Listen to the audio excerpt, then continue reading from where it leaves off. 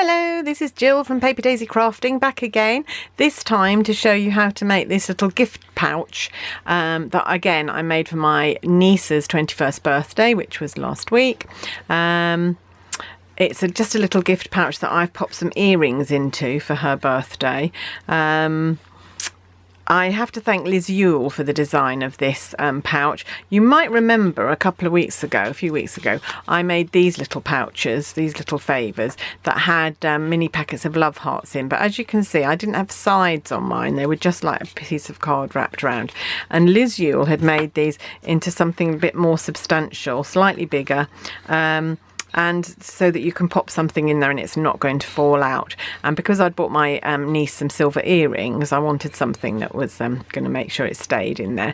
But I wanted them to look a bit more special because when they arrived, I ordered these earrings, and when they arrived, if I just show you, if I just take this ribbon off to open it, when they arrived, they were just in a very ordinary little organza bag, which I didn't think looked very special. So I wanted to make the earrings look a little bit nicer. So I made this little gift pouch for them. Okay, so I'm going to show you what I did. And I'm going to start off by scoring. So I'm going to find my scoring tool, my scoring board. And I'm going to start off with a piece of Whisper White card. This is our thinner Whisper White card. You don't need the thicker one for this necessarily. And this piece of card measures 8 centimetres by 21 centimetres, or 3 1/8 by 8 1/4. And I'm going to put it in portrait orientation first of all, and I'm going to score at 5/8 of an inch. 1, 2, 3, 4, 5. So that's there. I'm just going to score down there. It's going to be the sides, and then I'm going to score at 2 1/2. So there. If you're working in metric, you're going to be scoring at 1 1/2 centimetres and 6 1/2 centimetres.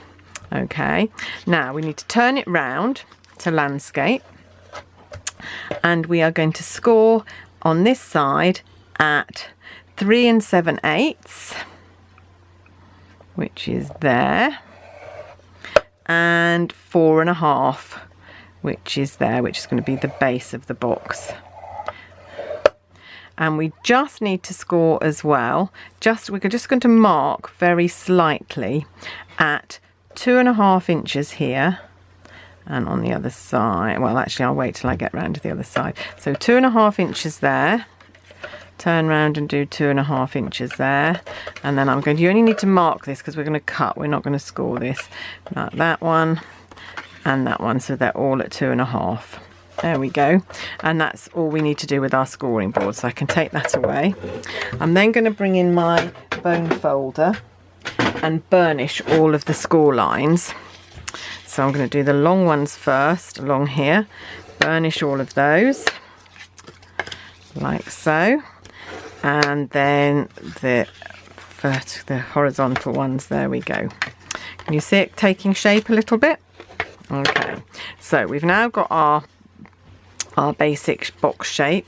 We need to trim off some of this and cut some of the sides. So first of all, I'm going to cut where we mark the 2 1/2, cut there, and then I'm going to cut along the sides here. So I don't need this bit. And then I'm going to do the same on this side. And the same on this side. Trim away these pieces, you don't need these. So, but if you're like me, you won't be able to throw those little pieces away. Keep them in the box and try and use them up when you need some small little piece of card. There we go. So that's our basic shape now. And then we just need to trim here. I just cut a little wedge shape just to make it easier to fold it together. So cut there, and over the other side. Oh, it's joy using these paper snips. They're so sharp and so pointed. Makes this really easy. There we go. So that's our basic shape that we need. Before we do any gluing though, we're going to bring in our tag top, our scallop tag top. We're going to put each end in there. You might need to to fold those edges in to get it in. There we go. Otherwise it's going to get stuck. Just line it up, should be more or less. There we go. And punch, and then in the other side again, and turn it over to line it up. Oh, I can't get in past that one. Some of these tags are just getting in the way a little bit. There we go, and punch. There we go. So now we've got our basic shape of our box. So what needs to happen is these little tabs are going to go inside, and then 2 of those tabs are going to go inside, and that's going to wrap over there to make our basic box. Okay, so today I'm going to use fast fuse to do my gluing, because it's quicker and it won't need any drying time. As you know, I prefer to work with Tombow, but for today I'm giving in. So I'm going to put some fast fuse on here, tick at the end when you've finished so that it comes off. That's the trick to using fast fuse. There we go. A bit on my cutting mat that I was trying not to do because everything will stick to it. Okay, and so then we come over to this side. We're going to fold that one in, fold this one in. That's the one with the glue on it. So that will stick to that little tab first of all. And then this piece will come over and stick. Making a bit of fist of this, there we go, stick to there.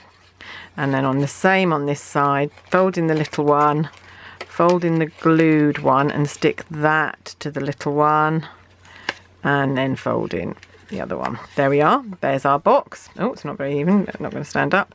There we go. So, okay, what do we need to do next? Okay, what we're going to do is we're going to think about the decoration for the front of the box. I have made already, if I bring this one in again, you can see that I've used a scallop circle out of silver foil and a stitched circle. So I am using the scallop circle from the Layering Circles Flameless dies, and this is the 1, 2, 3, 4, the 5th biggest one I think that I've used there. And then out of the stitched framelets, this is the 2nd biggest circle that goes in the middle there. Okay, very useful sets those, I use them a lot. Okay, and I've just attached the white to the silver with some tear and tape so that that will give a nice clean adhesion, give it a lot of adhesion. Okay, so then I'm going to come in, and this time I'm going to make one for an 18th birthday because I don't need to make another 21st one, but I've got an 18th birthday coming up as well. So I'm going to need an 18th present, so I will find something to put in this. If it's not earrings, it might be a little mini bar of chocolate, or it might be some other treat. I will see, but I'm sure it will come in useful. I think these would make really lovely favours on the tables if you had a sort of an 18th birthday party or something. Or even a 50th birthday. You could make these for a wedding anniversary, make 50 or 25 a silver wedding anniversary, something like that. So I'm just taking the backing. I'll put some dimensionals on the back of my 18, and I'm just taking the backing off like that. Okay, and then we're just going to pop them onto our circle. So just roughly think about where they need to go. Yeah, let's put the 8 there. Should have done them one at a time really, so I could move them, hey ho. And 1 there like that, and then that is just going to adhere to the front there again with some more dimensionals which I've already put on the front, on the back, like so. And then to finish off, we're going to pop in our gift or whatever it is that we're putting inside. So your earrings, a necklace, whatever it is you think might fit in here. There we go. And so I'm going to take the earrings. I'm going to put it in this one for the moment, even though this isn't where they're going to end up. They're going to be for Jennifer, so they're going to go in there. There we are. And then I'm just going to put a little piece of ribbon, which is white metallic edged ribbon. So it's metallic white. It's white ribbon edged with our silver, and so that just threads through the holes cut by the scallop punch like that.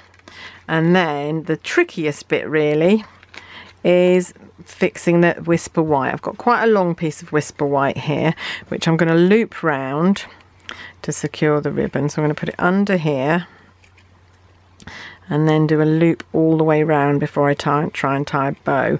And once I've got a bit of grip on it, I can then sort the ribbon out, because otherwise it just doesn't want to play properly. There we go, put that one round there, that one round there. Then I can tie a knot, and then I can just adjust my ribbon before I tie the bow. There we go, so then I can pull it down. There you go, that's perfect. Lovely. I've made my whisper white long deliberately so I can tie a bow and then trim off the ends, which is not a problem. There we go. So just pull it in a bit, don't need it quite that long. Trim off the ends, and voila! A little treat pouch for some earrings or whatever it is that you think would be nice to go in there. Hope you've enjoyed that little project. Quite fast, short and sweet today, I think. Hope you'll join me in my next video. Look out, subscribe to my channel, and you'll get notified every time I post a video, or hop over to my blog and sign up for email notifications of when I post a blog post, because normally if I do a video I put it on my blog as well, so you'd get a notification from there as well. Hope you'll do that, and my subscribers are slowly building up, so I'm really pleased about that. If you'd like to buy any of the products that I've used today on today's project, you can nip over to my Stampin' Up shop, which is in the description at the bottom of the video. Thanks for joining me today. I'll see you again soon. Bye.